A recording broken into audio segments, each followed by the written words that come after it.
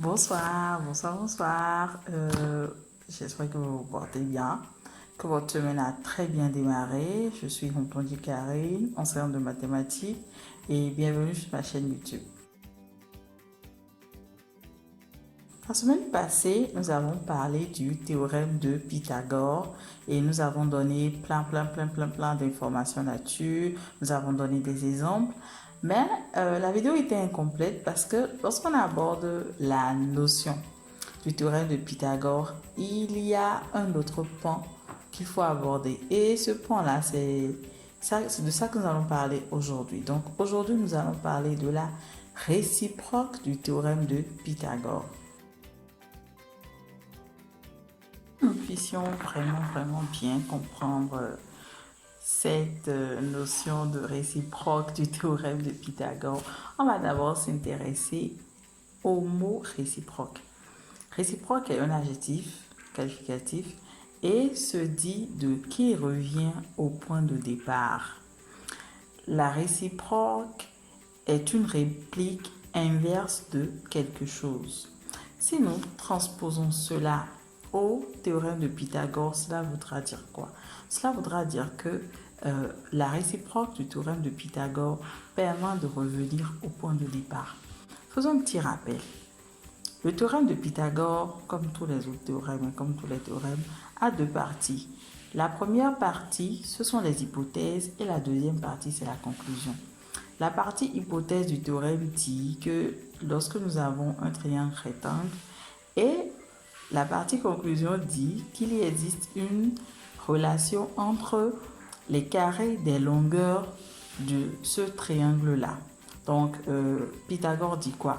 Dès que vous avez un triangle rectangle, vous pouvez avoir une relation qui est le carré de la longueur de l'hypoténuse est égal à la somme des carrés des longueurs des deux autres côtés du triangle rectangle.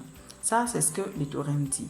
Maintenant, appliquons le principe de réciproque à ce théorème-là. Cela voudrait dire quoi? Cela voudrait dire que nous allons quitter la fin pour venir au début. Donc, ce qui était la conclusion dans le théorème de Pythagore va devenir l'hypothèse et ce qui était l'hypothèse dans le théorème va devenir la conclusion. Cela revient à dire quoi? Cela voudrait à dire que maintenant, au lieu d'avoir un triangle rectangle, on va plutôt partir de la relation. Donc, le théorème s'énonce comme ceci. Si dans un triangle, le carré de la longueur du côté le plus long est égal à la somme des carrés des longueurs des deux autres côtés, alors ce triangle-là est un triangle rectangle.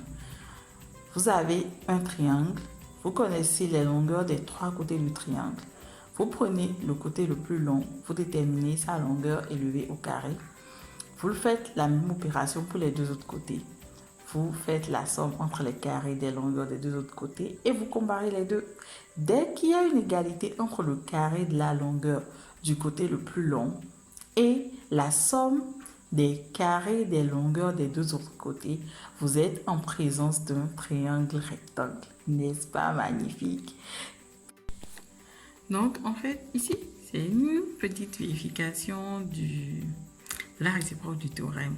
Donc, nous avons pris des nombres tels que le 1 des nombres élevés au carré, le plus grand élevé au carré, est égal à la somme des carrés des deux autres nombres. Donc là, en fait, on est en train de faire quoi? On suppose que nous avons un triangle dont les dimensions sont 10, 8 et 6, n'importe quelle unité de longueur. On a bien 10 au carré qui donne 100, 8 au carré 64 et 6 au carré 36. Or, 64 plus 36, ça donne 100. Donc, 10 au carré plus 8 au carré, 10 au carré égale 8 au carré plus 6 au carré. Le triangle dont les longueurs des côtés sont égales à 10, 8 et 6 est-il un triangle rectangle? Si on en croit ce que la réciproque du théorème de Pythagore nous dit, normalement ce triangle-là devrait être un triangle rectangle. Et gars, on va vérifier tout de suite. Je prends d'abord ma règle. J'ai un triangle ici. J'ai un triangle là. Donc, je prends mon double décimètre et je veux d'abord voir si les longueurs des côtés sont bien ce qu'elles doivent être. Donc ici, là, on voit bien que notre longueur mesure 10 cm.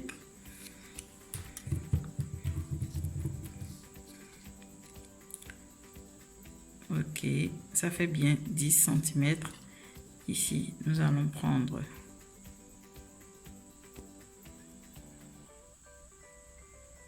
nous avons 8 cm et là, nous avons 10, nous avons 6. Là, nous avons 6 cm. C'est bien vu. Donc, c'est bien un triangle dont les dimensions sont 10, 8 et 6. Maintenant, nous allons vérifier si notre triangle est rectangle. Allons-y. On prend l'équerre et on met dans un coin. Et nous avons bien un angle droit. Donc, en fait, on vient juste de vérifier et ça marche. Ça marche. Quand vous prenez des dimensions telles que le carré de la longueur du côté le plus long est égal à la somme des carrés des longueurs des autres côtés, quand vous tracez le triangle, vous prenez votre équerre, vous avez un triangle rectangle. C'est trop top. C'est trop top. Beaucoup vont se demander à quoi est-ce que cela peut bien me servir. C'est très simple. Cela sert à tracer des triangles rectangles. L'orthogonalité, la perpendicularité, les angles droits sont vraiment très importants dans beaucoup de domaines comme la construction, les arts et tout ça. Donc, la réciproque, en fait, permet d'avoir des triangles rectangles, permet d'avoir des angles droits sans avoir à utiliser une équerre. Il suffit juste de prendre des dimensions qui marchent. C'est par exemple ce que les Égyptiens faisaient avec la corde à 13 nœuds qui leur permettait, la corde à 13 nœuds, donc ça leur permettait d'avoir un triangle rectangle avec les dimensions 5, 4 et 3.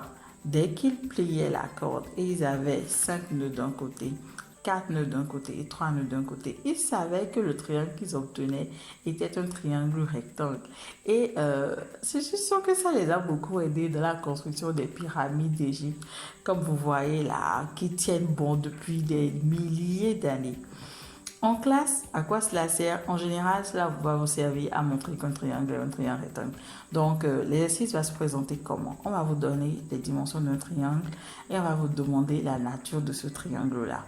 Si vous connaissez bien Pythagore et sa réciproque, vous n'allez pas vraiment vous gêner. Vous allez essayer de voir où est le côté le plus long, où sont les carrés et vous allez faire cette comparaison. Dès que vous avez une égalité entre le carré de la longueur du côté le plus long et la somme des carrés des longueurs des deux autres côtés, paf, vous pouvez conclure que votre triangle est rectangle.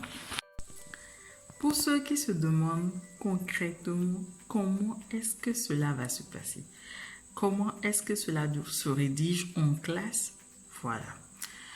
IJK est un triangle tel que longueur du côté IJ égale 15 cm, longueur du côté IK égale 8 cm et longueur du côté JK égale 17 cm. Quelle est la nature du triangle IJK?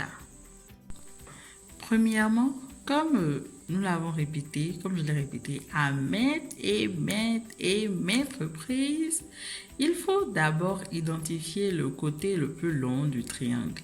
Ici, c'est JK, le côté le plus long du triangle, et il mesure 17 cm. Ensuite, nous allons élever la longueur de JK au carré, ça fait 17 carrés, ce qui nous donne 289. Nous allons après élever IJ au carré, ça donne 225, et IK au carré, ça donne 64. Nous allons ensuite faire la somme entre IJ au carré et IK au carré. Ça fait 225 plus 64, ce qui donne encore 285.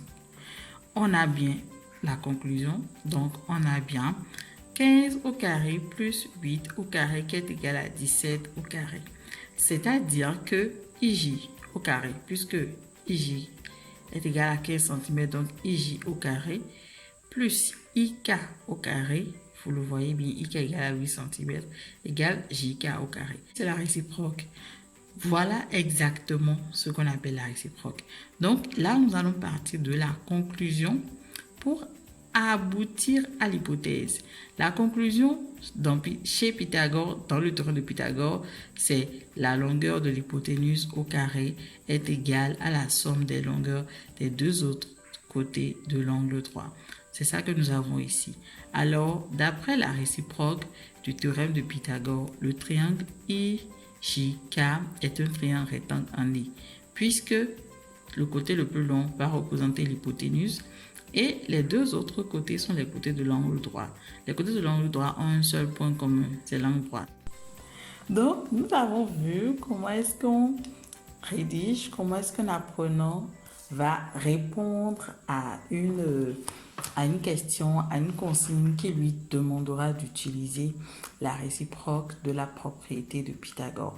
Mais j'aimerais quand même faire quelques remarques très, très importantes. La première remarque, il faut calculer séparément les longueurs, les carrés des longueurs. Donc, vous calculez d'abord le carré de la longueur du côté le plus long. Ensuite, vous calculez les carrés des deux autres longueurs du triangle et vous allez faire la somme. Et maintenant, c'est le résultat de la somme que vous allez comparer avec ce que le carré de la longueur du côté le plus long du triangle vous a donné. Et à partir de ce moment, vous pouvez faire votre conclusion. Deuxième chose que j'aimerais vraiment dire, beaucoup d'apprenants ne savent pas vraiment quand est-ce qu'il faut utiliser le théorème et quand est-ce qu'il faut utiliser la réciproque. On va revenir là-dessus. Vraiment, écoutez-moi. Le théorème de Pythagore vous permet de calculer les longueurs. Donc, quand on vous donne un triangle et que vous savez que c'est un triangle rectangle et qu'on vous demande de calculer une longueur de triangle direct, vous utilisez le théorème de Pythagore dans sa forme directe. On a dit que sa forme directe. Et maintenant, on vous donne un triangle. On vous donne les longueurs des côtés du triangle et on vous demande la nature du triangle. Si vous n'avez pas, par exemple les situations où deux côtés ont même longueur, vous allez regarder du côté de la réciproque. Donc vous allez commencer à élever au carré les longueurs du côté le plus long, les deux autres longueurs et vous allez les comparer. Donc, quand on vous demande quelle est la nature d'un triangle, que vous connaissez les dimensions de ce triangle, à ce moment-là, vous allez penser à la réciproque. Bon, nous sommes à la fin de la vidéo d'aujourd'hui. Comme d'habitude, j'espère qu'elle vous aura plu. En tout cas, moi, j'ai pris beaucoup de plaisir à la faire. Sincèrement, je pense que ça se voit d'ailleurs. J'ai vraiment pris beaucoup de plaisir à la faire. Et j'ai prévu un petit cadeau pour vous. Voilà. Donc, c'est quoi le cadeau?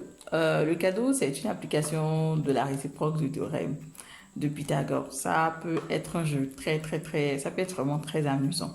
Donc, je vais vous laisser une série de chiffres et vous allez me dire si ces chiffres-là correspondent aux longueurs d'un triangle rectangle. En fait, est-ce qu'avec ces chiffres-là, l'unité de longueur c'est le centimètre, est-ce qu'avec ces chiffres-là, on peut avoir un triangle rectangle? La première série de chiffres, c'est 5, 4, 3. Si vous avez bien regardé la vidéo, vous saurez en même temps parce que, bon, j'ai spoil un peu. La seconde série de chiffres, c'est 13 cm, 12 cm et 5 cm. Donc, un triangle dont les dimensions sont 13 cm, 12 cm et 5 cm est-il un triangle rectangle? À vous de me répondre en commentaire. Une autre série de chiffres, c'est 1, 2 et 3. Donc, un triangle dont les dimensions sont 1 cm, 2 cm ou 3 cm est-il un triangle rectangle? Et enfin, nous avons 18, 15 et 8. Je compte vraiment sur vous. Vous allez pour me faire vos retours, pour me dire ce que vous avez trouvé, quelles sont les séries qui correspondent à des triangles rectangles, quelles sont les séries qui ne correspondent pas à des triangles rectangles. Je vous promets, c'est hyper amusant, donc amusez-vous. Si vous avez des apprenants en classe de troisième, en classe de quatrième et en classe de troisième aussi, hein, vous pouvez le leur proposer. C'est un bon exercice pour eux. Donc, merci beaucoup de m'avoir suivi jusqu'ici. Vous pouvez me retrouver sur mes différents réseaux sociaux, donc sur Facebook, Montonji, Karine Alexia, sur Twitter, Karine Alexis, c'est mon identifiant, Karine Alexis, et sur Instagram, Montonji Alexia. Donc, c'est toujours Montonji et Alexia. Merci encore et surtout, take care.